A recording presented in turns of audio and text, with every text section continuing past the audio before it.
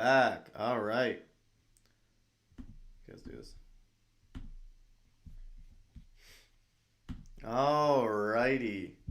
Hello, everyone, and welcome to another live stream on the LT World YouTube channel. And today we're going to be having some fun. I just realized I will be back in just a second. I'm going to have to go grab my laptop so I can see your guys' comments while during the live stream.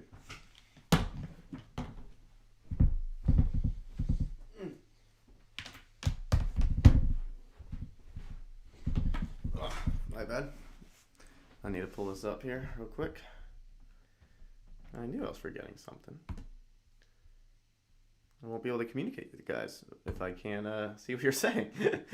So we'll see.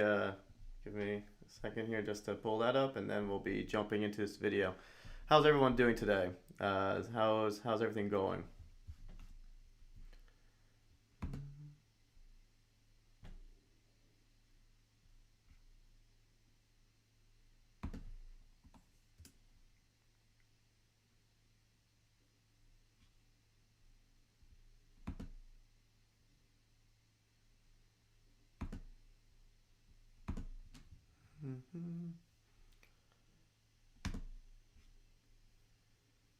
All right, we're almost there. Almost there.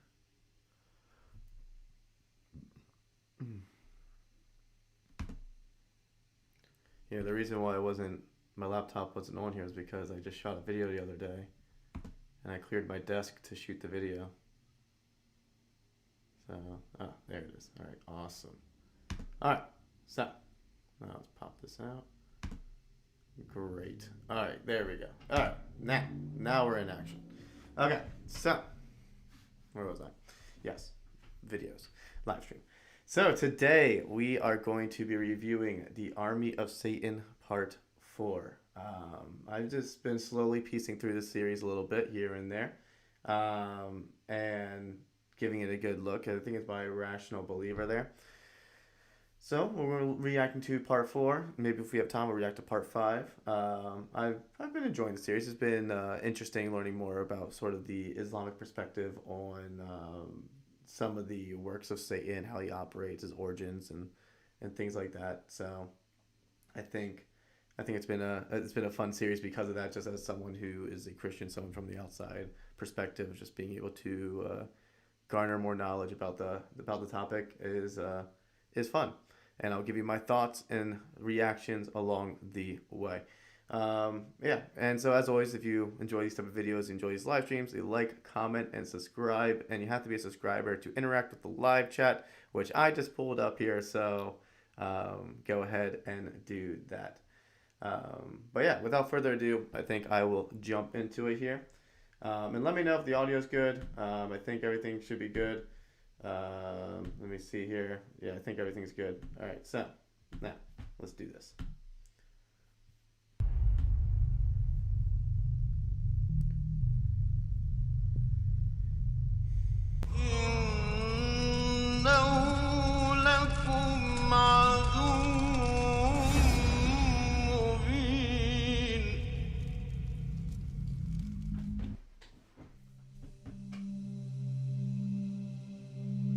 He's always trying to break you down, to make you sad, to let you in the darkness from the very beginning, when he declared his enmity to mankind.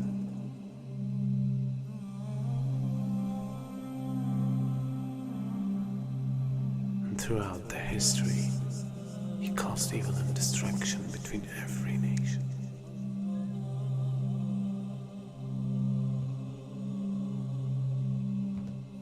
And today, he became much powerful than any time else.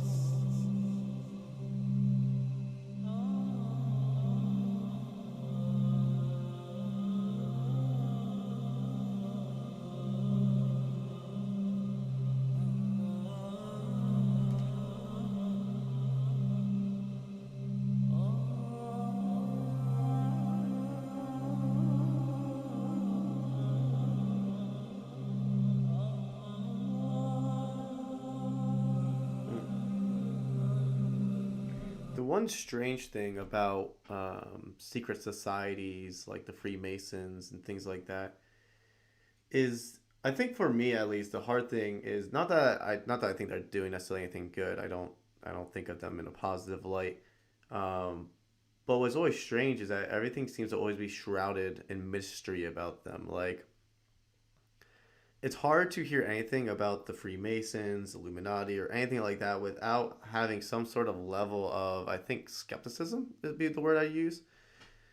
Because when I hear about them, I'm just like, I don't know a lot about them. They don't really publicly share much information about their groups. I mean, everything's supposed to be on the hush hush,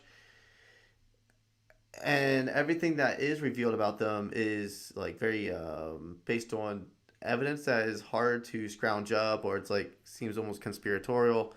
It's just such a like it's just such a topic that no one really, I think, understands what goes on within these secret societies. I mean, that's the whole point of them. That's their whole mantra of living. Um, but everyone outside seems to have an idea as of what they think the secret societies are doing. And I'm sure it's not good. I don't think they're necessarily doing anything good. Um, but to what extent are they controlling politics? To what extent are they controlling the world? I don't know. Maybe we'll learn more about that in this video. Maybe this video will reveal to me things I never knew. Let's just read. They are supposed to manipulate the people and control world affairs by masterminding events and planning agents and government corporations in order to gain the political power to establish a new world order. Yeah, I mean that could very well be the case. It's one of those things that I don't think anyone really has strong evidence to prove what they're doing or how they're doing it. But everyone has suspicion that they're doing something.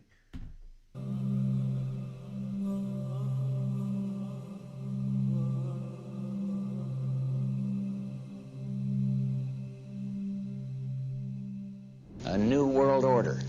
A world where the rule of law, not the law of the jungle, governs the conduct of nations.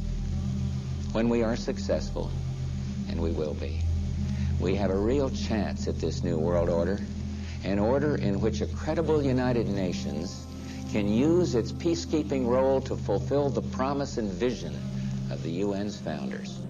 We begin to see the climax of a major change in society, the climax of a new world order. And we begin to see a type of integration between information technology and trade. We begin to see the economy, politics, culture, and ideology being transported simultaneously from nation to nation.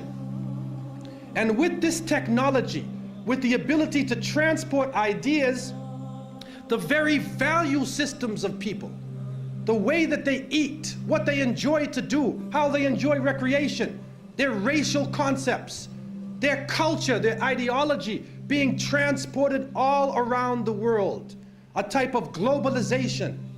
And with this boom in the information technology, and with this major event that takes place, now it comes to a culmination, and it starts to reach a high point. And so the innocent people, we look at this, and we say, what is going on? What is happening to the world that had so many different varying views, different nations, different ways of approaching things that can complement each other? Now we see politics is stripped of real power, that the economy governs all social exchange. We see that the states serve the financial power structures, that the real power is no longer in the hands of the generals, but the real power now switching to the hands of the people who run the economy, to the banking systems. And then we see that politicians play the role of public relations officers. Well, what's interesting about who has always had the power in regard to society? Because here now he's talking a lot about the fact that you're seeing this globalization, which is in large part because of technology. I mean, the internet is a big part, plays a big part in this globalization effort.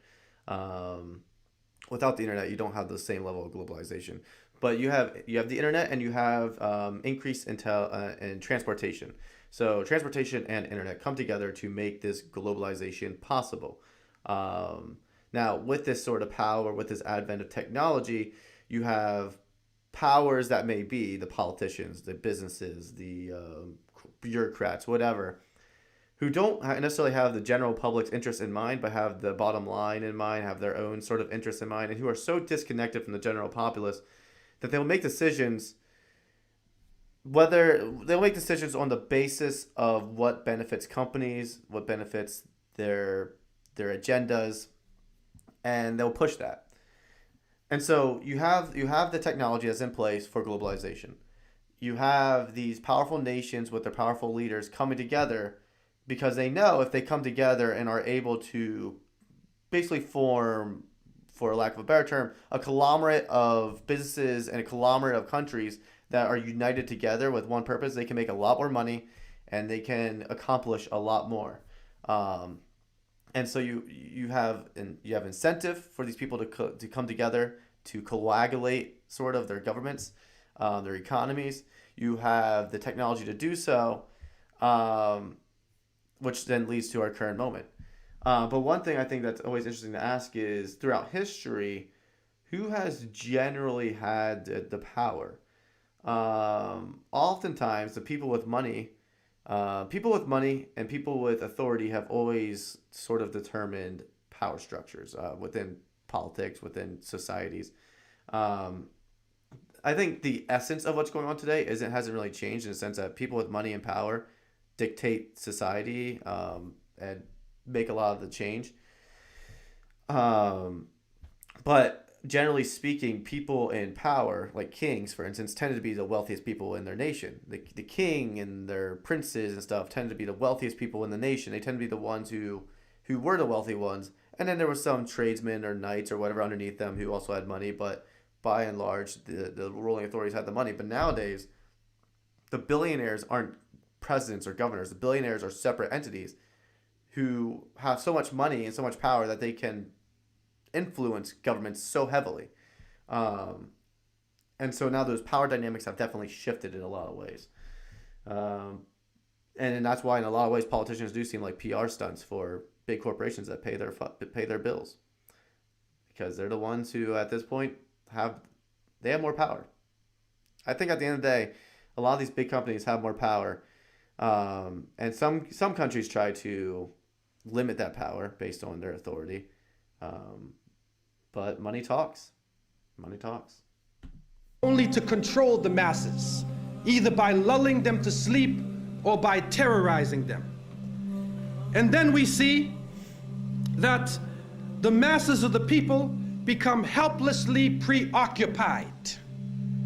Their lives are now bombarded with a series of cultural events. And these cultural events start to become the most important things in their lives. The World Cup, the Major League Series, the rugby, the cricket, the hockey, the tennis, whatever the sport may be, we see whole... I would even argue, I mean, sports obviously are a big one. I'm not sure where this man's from, so I'm not sure what's big in his nation. But I would even argue outside of sports, you have movies, you have TV shows, you have TikTok, you have endless entertainment to feed your desires till you die. Like there's so much entertainment out there today. There's so much there's so much access to news. There's so much access to anything that you could possibly want to fill your eyes with, to fill your desires with, to satiate your need for comfort. It's all out there. Anything you could possibly want to find is pretty much out there now. And if people's main goal in life is to find comfort and to find entertainment and just to simply be couch potatoes, that's all they will ever get. And that's all they will ever see. That's all they will ever feel like they need. And it's when people become extremely lazy, extremely laid back, extremely comfortable, when people with power and money can go free reign. I mean, that's partially I don't know if anyone here in my audience has ever read the book Brave New World, but that was partially kind of how Aldous Huxley in the book Brave New World portrayed what was going to happen down the road. And his whole proposal was that if you just give people comfort and pleasure, they will give up power. Like, if you give people just a bunch of pleasure and shove it down their throats, they will stop caring about what the government does. They'll stop caring about the societal order. They'll stop caring about morality, for that matter. As long as their pleasures are met and they are not too upset or sad or whatever, they'll live a gluttonous lifestyle and die. Like, they don't care then. And they'll let the world basically go to hell, because they're fine. They're satisfied. They're comfortable. And that's all they cared about. All they care about is themselves at the end of the day. But I think most religious people, but a lot of people in general, know that that's actually not a healthy way of living. I mean, at the end of the day, if you don't care about others, one, self-obsession leads to a lack of fulfillment in life. Self-obsession leads to frustration. It leads to sorrow. It leads to depression. It leads to anxiety. Self-obsession leads to evil, leads to people broken relationships, struggles, divorce. Self-obsession leads to a lot of awful things. And people generally who think more about themselves and are more self-obsessed are actually some of the most miserable people out there. Selflessness, even though it seems sort of paradoxical that if you think more about others and think more about God than yourself, that you'll be happier. But it's true. At the end of the day, the most miserable people I ever met were the most selfish. And the most happiest people I ever met were the most unselfish. It's just, that's how it works. And that's how God designed it to be, because we're designed to give glory to God. We're designed to help others. We're not designed to simply just please ourselves. But our flesh and our natural desires and our sinful desires tend to draw us to just simply comfort in ourselves and become very, very selfish. Very unhealthy. Very, very unhealthy. But that's how these nations and powerful people can, in wealthy nations or wealthy cultures, can amass so much power so quickly, is because people are just fulfilling themselves and are not concerned with reality. Hopefully it doesn't remain that way. But it is true reality that he's pointing out here, that sports, entertainment, things like this are just keeping people comfortable. And it's distracting them from what's really important. And I believe that's true. Hello, Flower. Welcome to the chat. It leads to unbalanced life. Yeah, I agree. It leads to an unbalanced life. It leads also to a life where you miss your priorities. You misprioritize things. And again, whenever I listen to people, let's take divorce, for instance. Divorce and remarriage, stuff like that. Whenever I've heard about people who've divorced, it always boils down to one or two parties within the marriage being selfish. Really, at the end of the day, that's what it boiled down to most of the time. Either the husband or wife couldn't lay down their own desires, couldn't lay down and be humble to serve the other, to love the other, to help the other. It always had to be about them. And when they got frustrated, they closed off, they said bad things, they did bad things, and they became more and more distant, because it was all about them. But that'll never lead to a satisfactory life. So, hello, Abdi Muhammad. What's up? How you doing? Nations coming behind sports, and the national heroes become sporting people. Even in Saudi. I mean, again, this includes not just sports, but models, actors, I guess YouTubers and internet personalities, and pretty much anything. Anyone who's famous and idolized, it'll lead to that. Arabia. Even in our own Muslim countries, the national heroes are now the soccer players. Who kicks the little ball inside of a net? He becomes the hero of the nation when people are dying on the ground. But yet we become preoccupied with this. And it becomes a type of indoctrination happening to us. And with the use of powerful music playing on our emotions, with videos now being taken to the furthest extremes in the planet, people's thinking processes are changing. Well, what's interesting is talk about people's brains changing because of videos and stuff. Again, I think I've been relatively outspoken about my absolute disgust with pornography. I think pornography is one of the worst things out there on the internet. Um, Pornography, actually, fun fact, if you take, after someone continually uses pornography, their brain basically looks like a cocaine addict. Um, and in some ways, even outside of pornography, in some ways, you can have similar effects through like these short videos and like TikTok and things like that. Can also have a similar effect if people are addicted to social media. Addiction is addiction. At the end of the day, addiction is addiction. I think pornography is one of the worst out there. One, because it's so prevalent and it's corrupting people. Two, because of its whole demeaning of sex and everything and all that stuff. But addiction is addiction. Like even people who are addicted to social media, who like I know of people who say they spend like 8 to 10 hours a day on social media or on their phones. And I'm like, that's ridiculous. Like, I know I'm a YouTuber. I know I make videos and I have fun and stuff like that. And again, entertainment is good. Like, people need to relax. People need to be able to enjoy themselves. Watching videos is good. But in moderation, you need to be able to control your desires. You need to be able to control your passions and live a balanced lifestyle.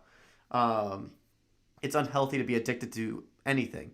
So it's always important for us to remember that addiction doesn't have to be drugs. Addiction doesn't have to be these things. It can be the things on the internet. It can be all that stuff. And it does impact the way you think. It does impact your brain. It does harm you.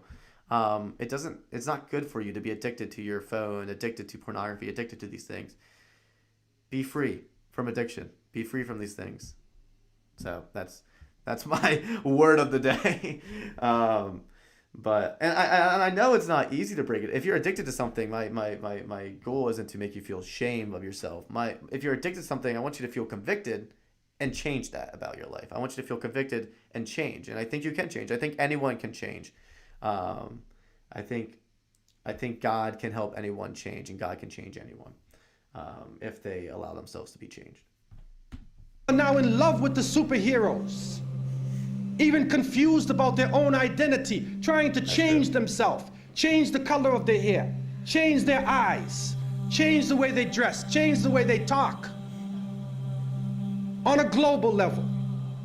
And then we see drug addiction reaching a point that humanity has never seen before. And after traveling to over 36 countries, looking at the Muslims and being with them, I have found that in all of the communities that the young people are being confused with drugs. It is pouring into our countries. Okay, so I know I've been pausing a lot here, but he's hitting a lot of topics that I think are important to talk about. Like, this video isn't actually just talking about secret societies, although the premise being that secret societies are influencing governments, which is influencing this sort of behavior. To what extent is that true? I don't know. I'm not going to talk about the conspiracy theories about secret societies. I don't really, neither here nor there for me. But the things he's talking about are serious problems. And drugs is one of those things where, so in the United States, weed, marijuana is very popular. What else? Smoking's relatively popular, although it's less popular now than it used to be. Vaping's a big thing. But there's also a big problem right now with like needles, LSD, things like that. Heroin's a big one right now, and where I'm from, that's a big problem in some cities. But the thing about drugs is a lot of people look at it as like, I'll do this to have fun. Like, I went to college. I know a bunch of people who did drugs to have fun while they're in college. And it's just sort of this mentality of like, I won't get addicted. Oh, it's just so fun. Or it's not, it doesn't harm anyone. It's just me. It doesn't impact anyone else. The problem is a few things. One, I think drugs expose you to evil spirits. If you get really into drugs, you become more susceptible to evil things, to your lusts and passions, to spirits, things like that. But two, it doesn't just impact you. You become worse of a person. You become reliant on instantaneous pleasure. That is a lie, because you'll become addicted to that instantaneous pleasure, and you become unsatisfied. You lack joy in your life. And as you become unsatisfied, as you become miserable, you treat other people worse. You treat other people poorly. You become more selfish and wanting to fulfill your cravings. You do impact society. Just taking drugs and doing things that just impact you doesn't just impact you. It impacts others around you. It's always important for us to remember that individual decisions have impact on people. I don't think we should ever make decisions thinking, well, it only impacts me, so therefore it doesn't impact others. It might impact you predominantly, but it will impact others because you will impact others. But drug addiction is a big thing. Anyone who's addicted to drugs, go seek help. It doesn't need to be this way. Anyone can get out of these sort of things. These are big problems that definitely need to be dealt with. I didn't see the impact of sports because I was raised in a household where we were only women. Okay? But when my nephew started to grow older, I can see the impact of football in his life. It's not healthy. I'm assuming when you say football, you mean in the United States, we would call that soccer. I'm assuming that's what you're referring to. Well, here's an interesting thing. So, again, most of the things he's mentioning, let's just say sports, entertainment, things like that, they're not bad in of themselves. They in of themselves are not bad things. People need entertainment. People need things to relax. I get that. That's not the point of this video. That's not the point of his video, I don't think, either, for that matter. The problem is that we make these things idols. We worship them. We invest so much money and time into them, and then we forget about the things that are actually important. So if someone likes football, someone likes soccer or whatever, is that a problem? It's fine to enjoy the sport. It's fine to have fun with it. But when it becomes your obsession, when it becomes a thing you can only think about, when it becomes that you're willing to you punch someone because they're a fan of a different team, there's a problem. There is a problem. You need to be self-aware and understand that there's many more important things out there than sports. There's many more important things out there in the world. So it's always important to keep that in mind. Please react to the prophets in the Bible versus Quran. I have to check that out sometime. Today we're reacting to the Army of Satan videos, but I'll have to keep that in remembrance for the future. Quran 13:11. Indeed, Allah will not change the condition of people until they change what is in themselves. It's interesting. That's an interesting verse. In a very similar way, I do believe God reveals himself in ways to human beings, through consciousness, through creation, through these things. And people are aware of the evil. Whether or not they repent is up to them. People have a choice to repent. Once someone repents, truly repents of their sin, truly repents towards God, and so forth, then that's when change starts to take place. That's when things start to happen. But if someone lives a prideful life, someone doesn't repent, it will continually go down a bad path. No matter what form it takes, cocaine, LSD, psychedelic, depressants, put you up, put you down, confuse you, but create a false world and give you a false dependence so that you become dependent on the chemical. You forget about Allah. Your God becomes the pusher. Your God becomes the chemical. And so creating this dependency amongst the masses of the people. Interesting. I just got here. What did I miss? Sacramento. Well, basically you just missed him talking about all the problems of the world. And the conclusion is don't do drugs. Don't be addicted to entertainment. Sport icons are becoming idols in our world. All that stuff. He's talking about just a lot of the evils, a lot of the problems with the world. And I'm thinking here at the end of this video, he's going to try to tie it all together with the secret societies, like the Freemasons and stuff.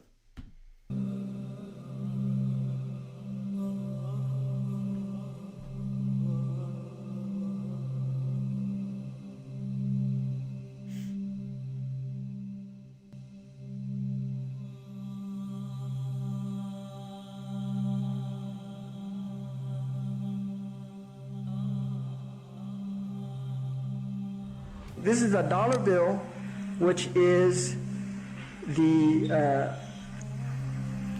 now devalued dollar bill. And on the back of the dollar bill, there's a seal on this side. It's called the Great Seal of the United States. That's what it's called. It's their seal.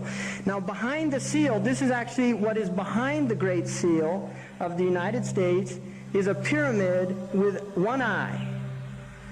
Now, the one eye is the sun god Re, which is where we get the word ray, sun rays. It is the sun god, same Mithraic character, and he shows up again and again. This is the Masonic god of the ray.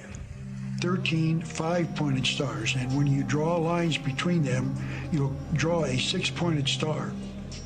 If the hexagonal star is lifted out and placed over the image of the pyramid, its points indicate specific letters in the Latin inscription surrounding it, which are thought to be an anagram. Inside the American Dictionary... I will admit, this is where you start losing me.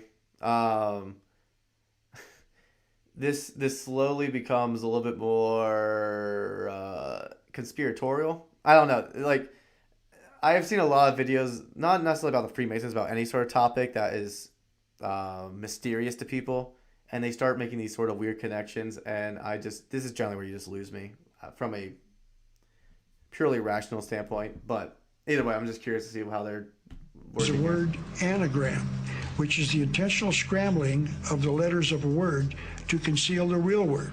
So if you re-scramble, you get Masons. This is how we know that the Masons originated the drawings for the Great Seal of the United States. This search for concealed meanings in the iconography is not confined to the imagery alone. It is claimed that the number 13, the most ominous number in Western tradition, is hidden throughout the symbols on the $1 bill. They point out the repetition of the symbolic number 13.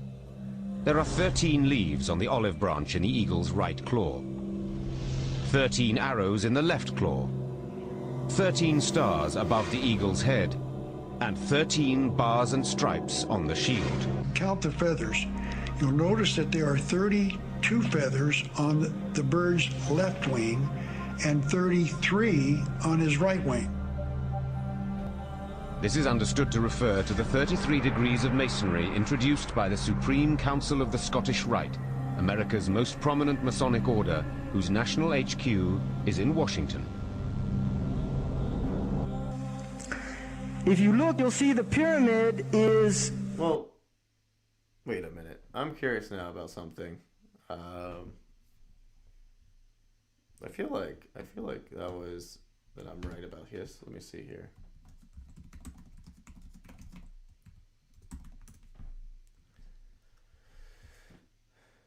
Yeah, I was like, I think those arrows and stuff represent the 13 colonies. I mean, I guess someone could argue that they represent more than just the 13 colonies of the United States when the country started, but I think predominantly they're supposed to represent the colonies. So I'm a bit. I was like, when you start talking about the 13 arrows and the 13 things, I'm like, those represent the 13 stars, the 13 arrows. Those represent the first 13 colonies of the United States of America. I guess you could argue. I guess you could try to make an argument that that's always been the plan of the Freemasons since the dawn of the Americas, but that's a little bit of a hard sell for me.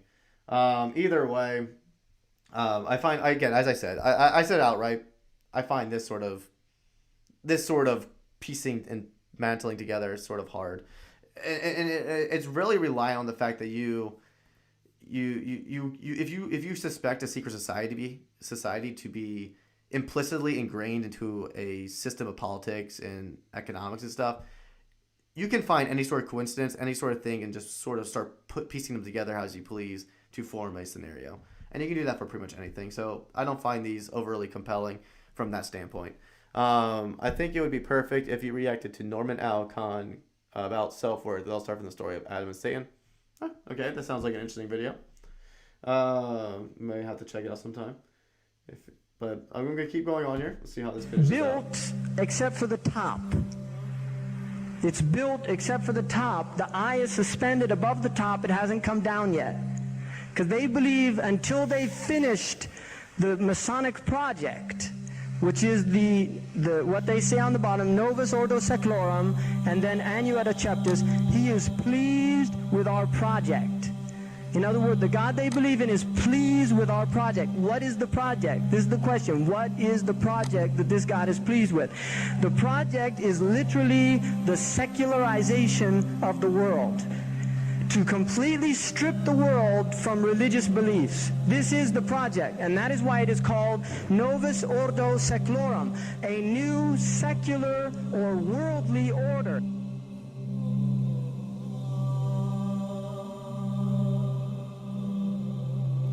I'm actually kind of curious. How do Muslims view the Antichrist, because like Christians and Muslims both believe that there's going to be an Antichrist at the end times.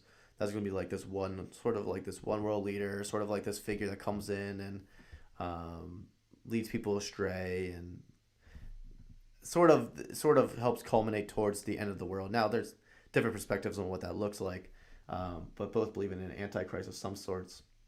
So I'm just kind of curious how that looks in Islam precisely. I'm assuming, based on this video, that rational believer would at least presume that the Antichrist is going to come from like the Freemasons or some sort of secret society. I personally, from my standpoint, I never really made any assumptions as of where the Antichrist is going to come from. Again, my big thing with the end of the world, when people really try to get into the end of the world and like secret societies and how the Antichrist is going to come in and stuff, I'm generally like, look, at the end of the day, we're all going to die. Everyone knows that. The world's going to come to an end. Everyone knows that. Live a righteous and holy life that God wants you to live. Live the life that God wants you to live. And proceed forward and do as you are called to do by God. And like that, at the end of the day, I don't deal too much with the end times. I don't deal too much with the Antichrist. I don't deal too much with these suspicions and these conspiracies and trying to find the Antichrist, trying to find where the end's coming. For me, I'm just like, we're all going to die, and the end's going to come at some point. Just trust in God, follow Him, and you'll be fine. That's generally how I approach these topics. But it is always interesting. It's always interesting to see how people try to piece things together and rationalize things going on and predict and stuff like that. But I think generally it's important for people to realize, just follow what God has called you to figure out.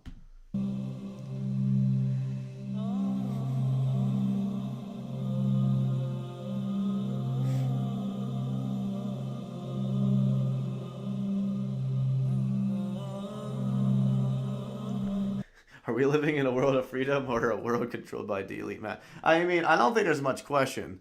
We are definitely... Here's the thing. No one ever lives in complete freedom. Complete freedom is just a joke. Like, anyone who thinks that they're completely free and uninfluenced by anything is deluded themselves. Everyone is influenced by something. Now, that influence can take on different forms. I mean, that can be a totalitarian government. That can be that can be some sort of commercialism. That can be materialism. That can be, to whatever extent. Everyone is influenced. Everyone is given perceptions and stuff like that. People are influenced. Everyone lacks some level of control, and everyone is unaware to a certain extent of how they've been manipulated by others and things like that. That all that to say is that. Yes, there is always a level of manipulation going on, and there is always a level of lack of self-awareness that we all suffer from, humans. And again, as humans, we need to just grow in understanding and be humble and continually to learn. That's just a part of the human experience. But there is always, depending where you are, you can also, depends on how you define freedom. Like to a certain extent, some people have more freedom than others. Like abilities to make decisions and things like that. Again, decisions are always influenced by culture, by businesses, by politics. But some places do have more freedom than others on the basis of the amount of options, the amount of decisions they're able to make. But yeah, again, the elites do control society to a large portion. The elites control the economy to a large portion. And are they slowly taking control? I mean, it would appear at the very least that there's this effort for globalization, with these world nations coming together and forming these alliances and forming these parties and forming these oversights of the world, and trying to crack down and have and stuff like that. Like, there does seem to be this effort towards globalization, this effort towards this homogenous global world, which I think will eventually take place. I think that's just inevitable. But it's, again, I'm just more like, I'm going to lead the life that I believe I ought to live, and I'm going to die. Everyone else is going to die as well, and that's how it ends. But now I think it would be. Now that I think about it, I never questioned how Christians see Antichrist. I will search it up later. Yeah, so as Christians, now here's the thing. Christians in general believe in the Antichrist. Now, you're going to find, if you look up anything about the end times in regard to Christianity, you're going to get some different responses. Because there isn't necessarily full agreement as of every single detail about the end times. There isn't an agreement because that is one of the topics that is the most vague, I would say, in the Bible. Partially because Jesus literally says in the Bible, like, there's going to be wars, there's going to be hard times coming at the end times, but be faithful, follow me, and follow the truth. Like, that's what's important. And no one will know the end times. No one will know when it comes. So don't try to predict the end times. Like, be aware of the evil going around you. Be aware of temptation. But ultimately follow God. That's what you're called to. And so we're not supposed to like hyper focus on what the end times are going to be like. We're giving clues, but yeah. But the Antichrist, as far as I can tell, based on the Bible, based on how a Christian perspective is that it's going to be some sort of leader figure within the world who is going to basically call people to worship something evil. Specifically, I think it's understood in Revelation to be like some sort of, symbolically, it's a dragon.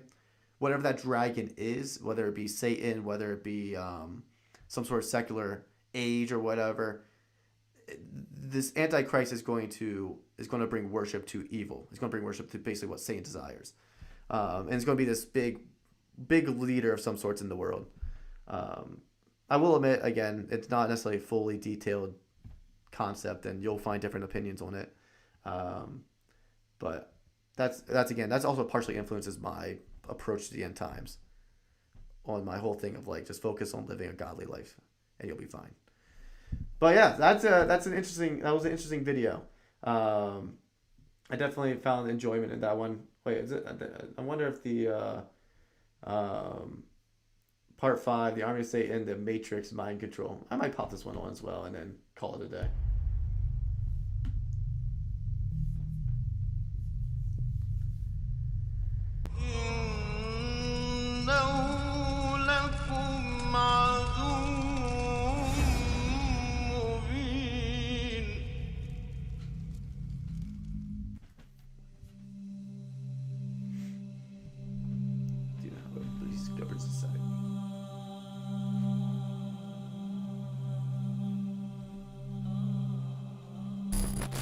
It means to control the thinking process, behavior, emotions and decisions of a person through psychological, physical or paranormal means.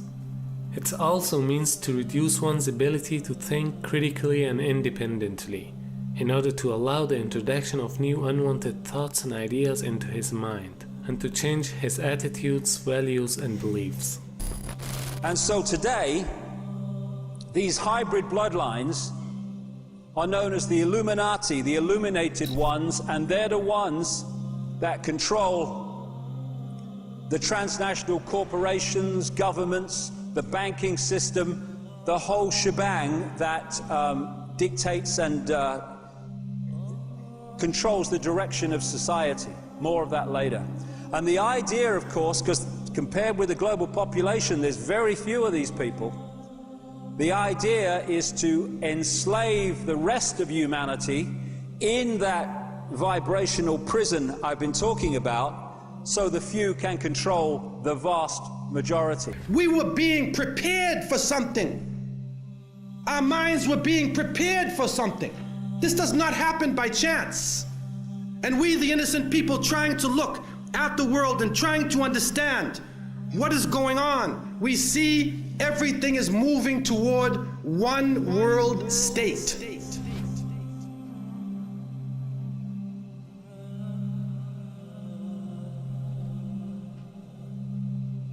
I think my one question watching these videos is like, to what extent do they know the Freemasons or the Illuminati are controlling the world? Like my question isn't necessarily like, I don't even know necessarily what the Freemasons' goals are in life. I don't know what the Illuminati's goal in life. Presumably to have some sort of level of control over the world, potentially. I'm not entirely sure. But I just find it interesting, like, to what extent is there evidence of this? I mean, you have the more like kind of like that last video where they're like the 13 arrows represent this, and like they try to use a lot of symbolism to pull together points. But to what extent is there actually like hard evidence of this? I don't know.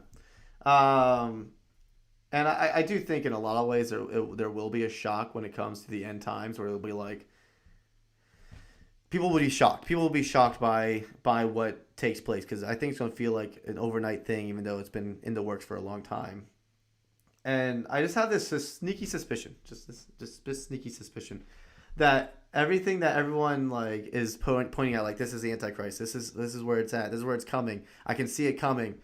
I feel like everyone doing that is going to be shocked when they realize that what they're pointing at was never actually the real deal. What the real deal was something they never noticed. I wouldn't be surprised by that. I really do think people are just going to be caught off guard, for the most part, by the things that happen at the end. I could be wrong. Again, I could be wrong. I just think this is interesting because like it's hard to gather any sort of hard evidence for these sort of claims.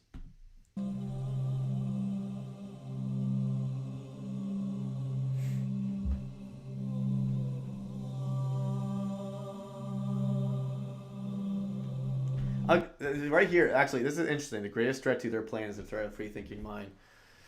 So, I mean, the threat of any ruling class or power, a threat to any government, is knowledge. Knowledge and the ability to think properly. Because if you can't raise a complaint about things you don't know about. So if you don't know something, you can't complain about it. And if you can't think properly, if you can't reduce in knowledge and use logic, you're not going to be smart enough to counteract the propaganda that's going to be fed to you. So that's why governments for years, for centuries, for thousands of years have burned books, have silenced outspoken individuals, have killed philosophers, killed the prophets. Like anyone who was trying to give people knowledge and help people think, they were always killed. They were always killed, imprisoned, and beaten or burned or whatever, or because that is power. It is power. And now I think this is just me speaking out loud here.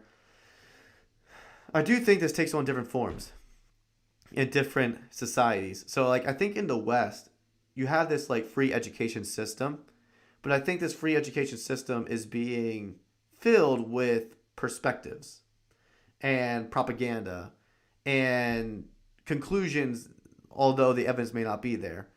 And I think you can give people the illusion that they're knowledgeable and that they're educated and that they're intelligent, but it's just an illusion. Like in reality, they're actually not free thinkers. In reality, they're not actually they're not good problem solvers. In reality, they're actually not thinking for themselves, and they become self-deluded into thinking that they're much wiser, smarter, and more knowledgeable than they actually are.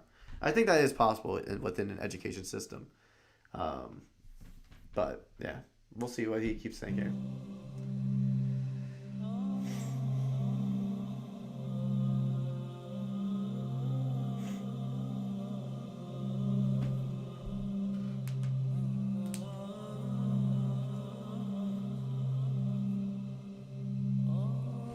Market segmentation is a terminology in economics which refers to the process of dividing a society into groups or segments based on different characteristics.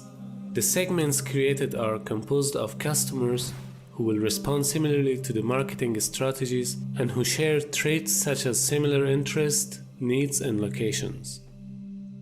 Now, exactly same is the case with our society today. The elite masses are segmenting the society and providing specific programs for each and every segment of the society. And this segmentation process is done according to their differences, according to their gender, their ages, their standard of living. I mean, to a certain extent, I can actually understand this. Some people might find this kind of weird, but I do actually understand this. So, for those of you who don't know, my job outside of YouTube is a marketer. I make a living making advertising. So I make a full-time living doing graphic design work and making advertisements and selling, basically trying to convince people to buy a product. That's how I make a living. So I actually understand this topic. This whole thing is what I do. And what I mean by that, I don't mean that in a nefarious way, like I'm part of the Illuminati or anything. What I mean by that is I look at a company, I look at a business I work for, and I'm like, okay, what is their target demographic? Who is their main customer? What type of income level should they have? What type of family should they have? What type of personality and stuff? And you try to narrow down the demographics in the market, and then you create advertisements and you create things that appeal to that demographic in order to increase sales, in order to increase the sale of goods, to help a business grow and thrive. That's the whole point of marketing. And this obviously is good for business. This is good for people to find the products that they're looking for. It's good for people, and if done equitably, it can actually be good for society as a general whole. But at the same time, we have to be able to recognize the fact that people can also use this sort of strategy for bad reasons. And part of it can be you separate people into classes, you separate people into these sort of different groups. And if you're able to enough, and if people aren't careful, they can fall into class mentality. I fit in this class, and everything's so cultivated and cultured around their class of people that they don't even know what it's like to be outside this bubble of theirs, and so forth and so on. And so this can create some form of segregation. This can create some form of division if people aren't careful and if people want to manipulate others for that purpose.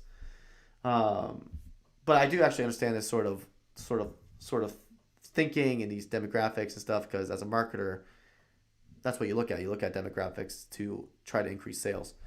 Yeah, it's exactly how it's going to be. That's why our messenger, peace be upon him, told us, if you happen to live the time of Antichrist and you heard about him, don't even go and test your faith, just run. Yeah, I mean, at the end of the day, run from evil. Run from evil. Their nations, their countries, their needs, their interests, and according to their level of understanding. So they have segmented the society and are controlling the people, and the weapon they are using is in your own houses, even in your own pockets. There's a reason for this. There's a reason education sucks, and it's the same reason that it will never, ever, ever be fixed. It's never going to get any better. Don't look for it. Be happy with what you got. Because the owners of this country don't want that. I'm talking about the real owners now. The big, the wealthy, the real owners, the big wealthy business interests that control. It is true that, like, businesses, big businesses specifically, have a self-interest in mind. And what I mean by that is they want to grow their business. They want more power. They want more money. They want more control. They want more influence. And they don't want to they don't want to be irrelevant. And so they will do things in order to bolster their business. And they'll do them either legally or illegally, depending on how nefarious they are. And so within any sort of country, United States, outside the United States, whatever, like any sort of country, they will influence politics, they will influence education, they will influence these things in order to increase the possibility of sales, to increase the ability for the company to thrive, and to increase power. And maybe what they implement is good, maybe it's bad, but they're going to do it for their own self-interest. Are they doing it because they're trying to control the world, or because they have some grand scheme in mind? I don't know. Maybe not. Maybe they do. But at the end of the day, at least what we can know is that big business wants to support themselves. They want to make sure that they grow. And what that looks like is infusing themselves into everything, basically. Things and make all the important decisions. Forget the politicians. They're irrelevant. The politicians are put there to give you the idea that you have freedom of choice. You don't. You have no choice. You have owners. They own you. They own everything. They own all the important land. They own and control the corporations. They've long since bought and paid for the Senate, the Congress, the state houses, the city halls. They got the judges in their back pockets, and they own all the big media news, all the big media companies. That is partially true. To what extent are politicians merely puppets? I don't know. Politicians are influenced by incentives. So if a politician is given a lot of money by a company, they have an incentive to help that company. If a politician is given a lot of pushback by a company, they will listen to that company. So to what extent are politicians purely puppets? I don't know, because at the same time, if you live in some sort of democracy or whatever, you do have to. The politicians are forced to appeal to their funders, but at the same time, if you get millions and millions of people to hate you, to the point where they might even riot, or to the point that they might actually do something crazy and kick you out if the elections are fair, you still have some level of responsibility to the populace. So yes, big companies at the very least have high influence in politics. To what extent is it purely a puppet show? I don't know. I can't obviously know for certain. I think it's hard for me to believe that if elections are fair, if these things are true, that it's purely a puppet show. It could be. But it is true about the big media companies. It is true that most big media companies, specifically in the United States, are owned by either billionaires or politicians. It's just the reality. If you look into like Washington Post, New York Times, like if you look into any of these big media sources, at the top they're owned normally by a billionaire or by a politician of some sort of political figure. So that is true. So they control just about all of the news and information you get to hear. They spend billions of dollars every year lobbying to get what they want. You can't handle the truth.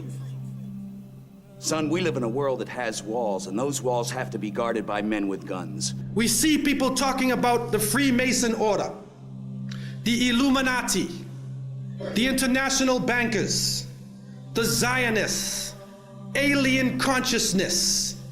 Even some groups are coming up, satanic type groups, New Age type religions.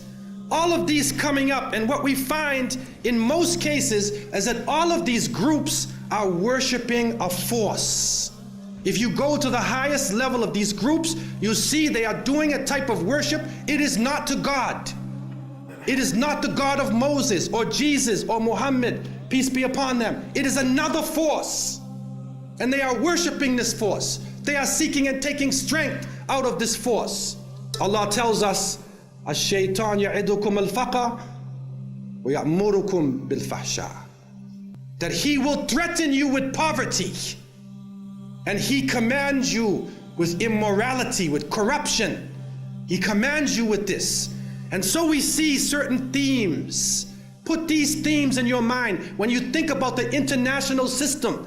What are the foundations of the system that we are all living under? The fear of poverty, evil, corruption. Look at the categories that are in front of us. Evil. Go to the movie and see.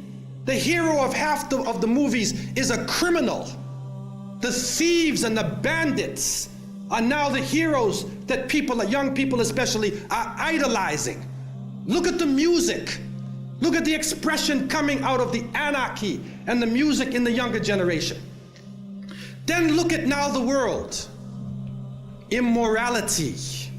And then you see it in the movies, you see it in the programs. And some of our own Muslims are watching, especially sisters are watching during the day. They watch Days of Our Life and soap operas and, you know, who's sleeping with who's. Soap operas, man. I don't even know why people watch those besides just to make fun of them. But that aside, it is true that movies and music are polluted at this point. Like, it's hard to find music and movies that aren't polluted with garbage. it is a sad state that we live in as far as entertainment's concerned. Very, very messed up. Neighbor and stuff like that, and then they even tape the program. They tape the program so they can see it when they come home.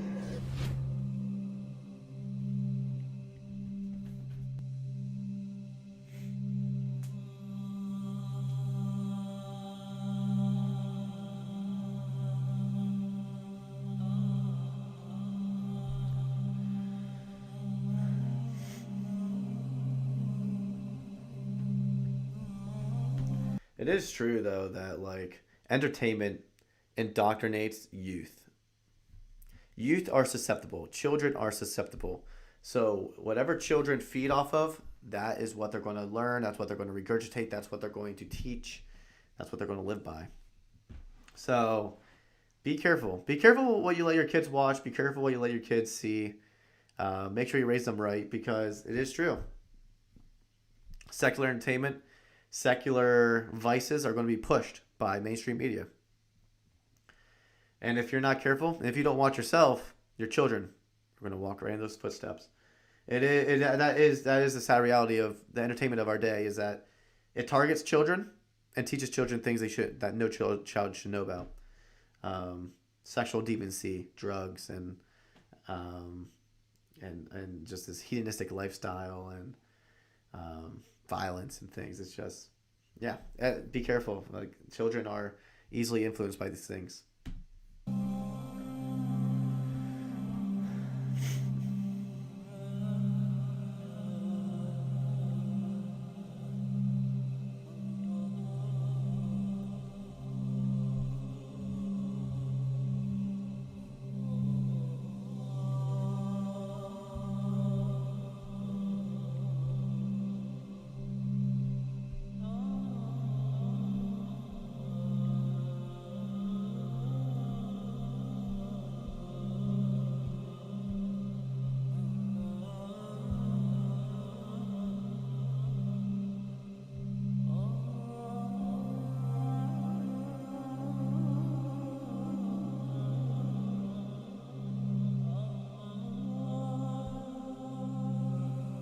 I recognize this cartoon. I'm trying to figure out what I recognize this from. What's the name of this cartoon? I forget.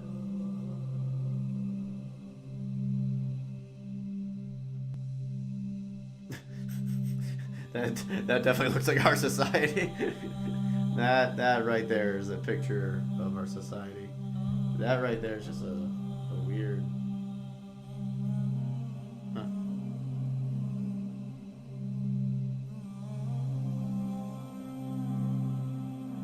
That is also a pretty accurate portrayal. What?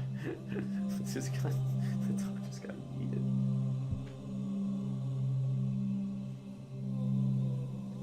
Pokemon Go? Is that what they're making fun of? Is that what it was?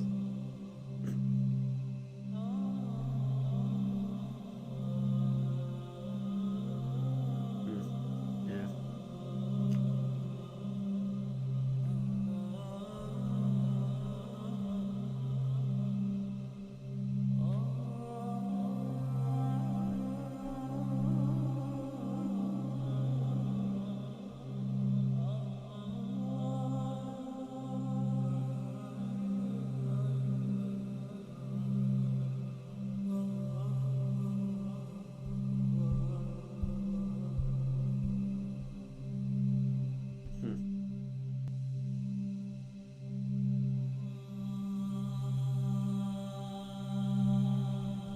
There is a certain truth to this.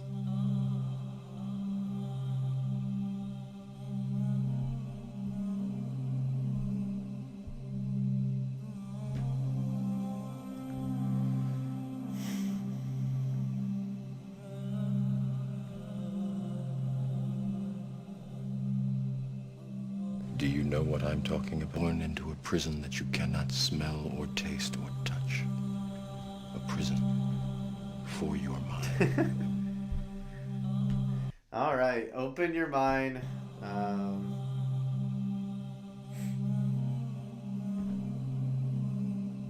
Do not allow the eye to fool the mind. All right. Man, what a ride. Especially the days we are living in. My YouTube shorts, for example, are scary. It's getting worse. Whenever I see some of these shorts, I can't help but fear for the kids. Reporting isn't helping. Yeah. You know, the interesting thing that I think is frustrating when it comes to algorithms is that you would think that YouTube algorithms would only feed you what you want to see based on your preferences, but somehow they still push things that you clearly don't ever want. You there's certain things that they feed you, like, you definitely want to see this and that, and you're like, no, I don't. I never liked a video like that. I never watched a video like that. I don't want a video like that. So to a certain extent, you know that people with money and influence are getting their content out there somehow, even if you want it or not. It's just being fed to you. I agree. Like, and the things I see on like Reels or Shorts or TikTok or any of these videos is honestly half the time I feel like it's the dumbest stuff and the most vile stuff, the most carnal stuff. It's just crazy to me. Like, what is deemed appropriate for the internet nowadays is so much lower than it used to be or should be. Like, I mean, on YouTube, on Instagram, people can be basically almost fully naked, not quite, but like basically half naked, and post on there, and there won't be any consequence for that. Like, to me, that's crazy. Like, that's insane. You can post rather on some platforms. You can push some really edgy stuff, and nothing will ever happen. I think some platforms are trying to cut back on that type of stuff. They're trying to make moves in the right direction, I think. But right now, currently, is awful. Like, the things you can get a hold of on even open platforms like YouTube, social Instagram, and stuff like that. It just feels like it's getting worse. Again, I think if Lord willing, if I ever have kids, I definitely do think I'm going to withhold technology and the internet from them for a while until I think they're mature enough to be introduced to being able to handle that responsibility. Because there's a lot of dangers out there. There's a lot of dangers. I just showed up and I think I need some context.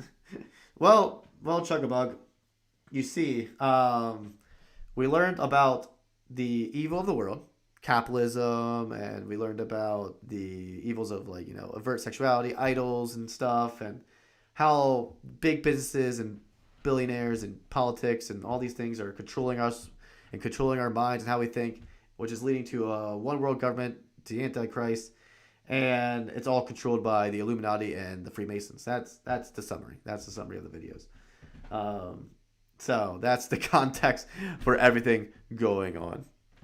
Can you make a reaction video to the True Story of Adam Prophet series? I might have. I think I already made a reaction video to one of those. I think I made a reaction video to the Story of Adam. Maybe not the one you're referring to specifically, but I think I did. But maybe I'll have to look into that sometime. I'm not sure.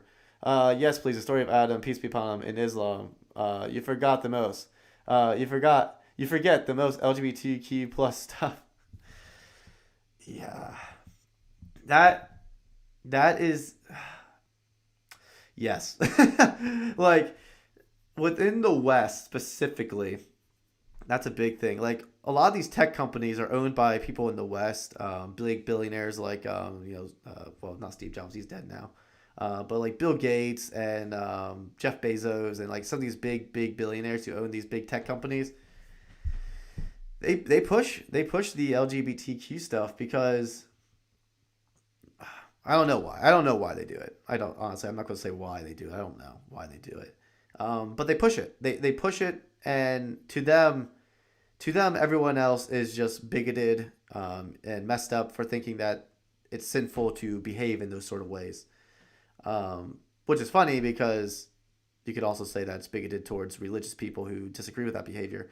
And I think what's frustrating with that type of stuff is that they will push it to everyone, no matter your beliefs. They don't care if you're a Christian. They don't care if you're Muslim. They don't care what you believe.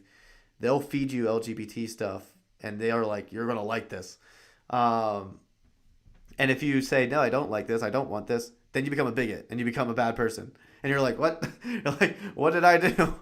I'm literally just following my religion. I'm following what I believe God wants me to do. And because you disagree with that doesn't mean that I'm now suddenly the problem. So yeah, that is a big part of the current stage of the internet. Is that agendas and things are being pushed by powers that be, people with money, to get people to think a certain way, to get people to believe a certain way, and to accept a worldview that they want people to accept. WALL-E. I never watched the movie WALL-E. I do understand it's like a post-apocalyptic movie, but I never watched it. So any references to WALL-E will be lost on me. Watched The Arrival by Noriega? I'm not sure if I said that right. React to conversation between Allah and Adam. They push it because of Dajjal's arrival. So do react to the Prophet Idris and then Noah should be in that order. Okay. I might have to check out those videos sometime. It is past 8 o'clock. And normally around this time, I start wrapping up and getting ready for bed, getting stuff around the house cleaned up and everything. So, yes. Today was a great live stream. I'm glad we had this opportunity. Answer why they do it is why series like Army of Saints exists. Open your mind. Yeah, I mean, I think the reason why I hesitate to say why they're doing it is because I watched this video and I don't see concrete evidence of like a clear link between secret societies and big business. What I do see is incentive structures that are that greed and power desires that have always been around for all of humanity that motivate people to make decisions. And I think it's a complex web of these sort of desires playing off each other that ultimately lead to what we see. To what extent is it top-down controlled? I don't know. I think also economic forces in and of themselves can just lead to these sort of things. But I don't delve too deep into it because I believe it's all driven by evil, either selfish desire, and Satan. It's all driven by evil. But again, I don't delve too deep into the weeds, and I try to live a godly lifestyle, and that's what I go for. But yeah, anyway, I will have to check out some of those videos potentially. I think some of them I have reacted to in the past. I would have to go check. But if I haven't, I will definitely have to look into them. But yes, it is around that time where I head out and all that stuff. So thank you everyone for tuning in. Thank you for showing up to the live stream and giving and interacting with the live chat. I always love it when you guys interact. And I love talking with you guys and doing these videos and having fun with you guys. So thank you for tuning in and keep watching good content. Keep watching content that is good for the viewer, good for intellectual rigor, good for debate, good for the mind, good for spirituality. Just watch good content. Listen to good content. Don't fill your head with garbage. And think. Open your mind, I suppose, would be the phrase used in this video. But thank you, everyone. But I do have to head out. So, as always, go out there and light the world yourselves.